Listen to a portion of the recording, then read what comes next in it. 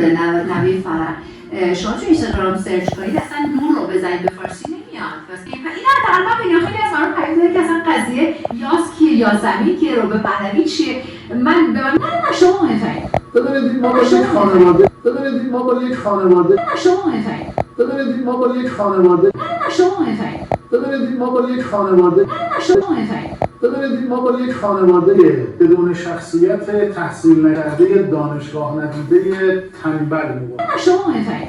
ببینید ما با یک خانواده نه شما مهمترین. ببینید ما با یک خانواده نه شما مهمترین. ببینید ما با یک خانواده بدون شخصیت تحصیل نکرده دانشگاه ندیده تنبل می‌باشیم. سرخی خون من،